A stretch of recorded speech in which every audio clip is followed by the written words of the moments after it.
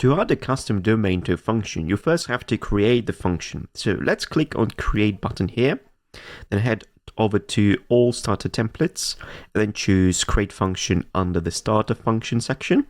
And let's name the function, let's say, call it custom-domain-function.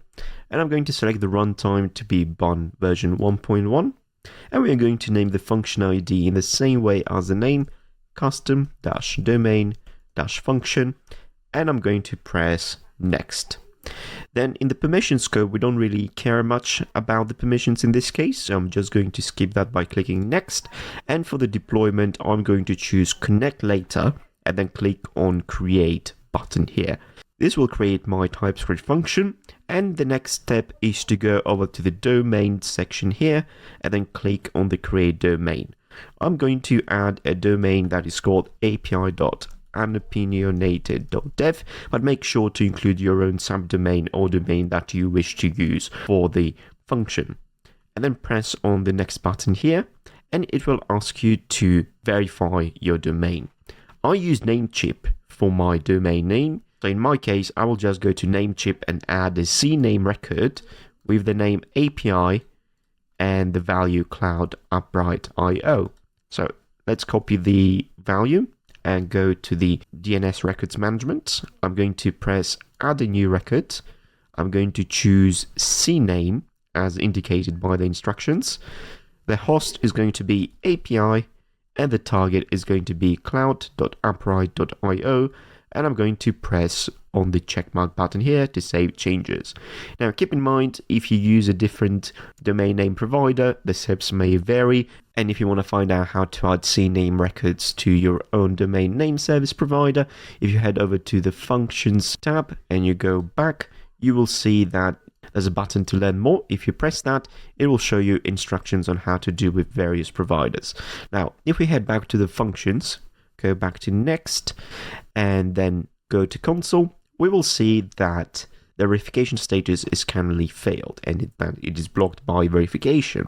Now, keep in mind that it might take a few minutes for the changes to propagate, but you can always click the retry button. Now, let's try and press retry again, and this time it should work. So if I close the window here, I can see that the verification status has been verified. Let me just refresh real quick and see that the certificate status has also been generated. So that means now that we can access the function using our custom domain instead of using the generated one from Appwrite. Now, if I copy that over to the address bar and I press on it, it says the connection for this site is not secure, and that is because the SSL was not resolved. So you might have to give it another refresh, and you will see that the API endpoint now returns information. And this is how you actually add the custom domain to your function. However, you may wonder, how do you actually resolve different paths within that particular endpoint? Because usually you have api.unopinionated.dev/some REST endpoint. So how would you go about doing that? Let's go to our IDE and pull the function's codebase into our project.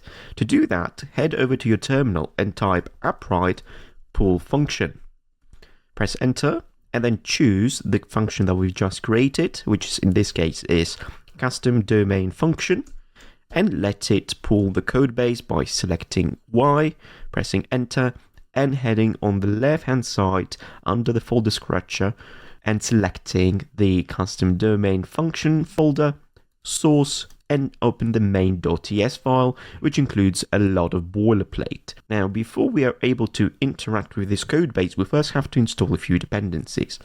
If you go to the package.json file of that particular function, in the dev dependencies, it might be a wise decision to add types/bun and choose the version 1.118, which includes the TypeScript 4.9 version, and then head over to the terminal again and type cd functions/custom-domain-function, and then type npm install to install all the dependencies that are required for this function to run. If we go back to the package.json, you can see everything has been resolved, and in the main.ts file, we now have everything working. We can now use the request object called rec, and we can access the attribute called path.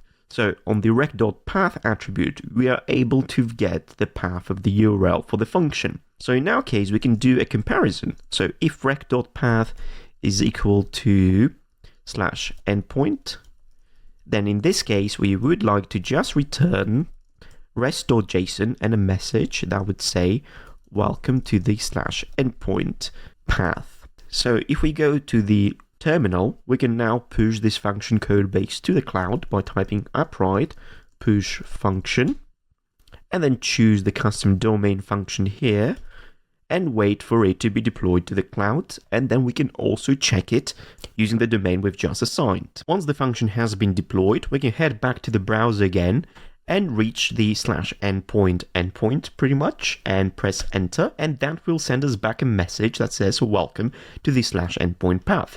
And this is how you can add endpoints to your cloud function using custom domains. Thank you very much for watching, and I'll see you in the next one.